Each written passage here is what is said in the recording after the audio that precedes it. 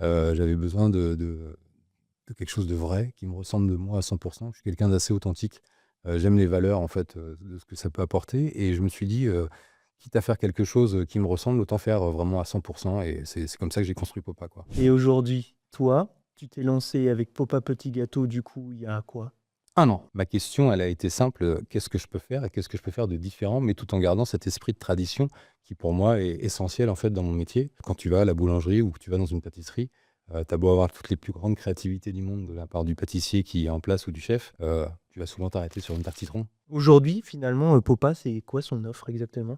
L'offre de Popa, en fait, c'est de casser un peu les codes de la pâtisserie comme on peut l'entendre, c'est-à-dire que j'ai enlevé la boutique. En fait, l'idée, c'était de se dire que j'avais plus envie de remplir une boutique pour, remplir une boutique et parfois de repasser les gâteaux le lendemain et tout en gardant le même prix pour les clients. J'avais envie d'une honnêteté totale avec ma clientèle et de leur dire: «Bah, aujourd'hui, vous passez par un site internet, vous commandez vos gâteaux, vous les récupérez sur un créneau de 12 heures après, sur 2 click and collect». En fait, Mmh. on a commencé avec le premier click and collect, directement au labo, en fait, chez moi, à Ouais, Cornell. ouais. Et derrière, en fait, j'avais juste envie de faire des petits gâteaux. J'ai une gamme qui s'est très raccourcie, c'est-à-dire que j'ai 8 gâteaux. Ça a beaucoup, beaucoup travaillé, en fait, dans mon esprit en me disant, «Je vais travailler la saisonnalité» et j'ai coupé le magasin parce que j'avais qu'une envie, c'est d'aller voir mes producteurs et d'aller chercher mes poires. Bah, mes poires, elles poussent à 10 kilomètres Ouais, de ce que mon j'ai dit en atelier. local, quoi. C'est ultra local sans faire de marketing. J'avais besoin de quelque chose de vrai, qui me ressemble de moi à 100.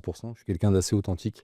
J'aime les valeurs en fait, de ce que ça peut apporter et je me suis dit, quitte à faire quelque chose, qui me ressemble, autant faire, vraiment à 100 et c'est comme ça que j'ai construit Popa.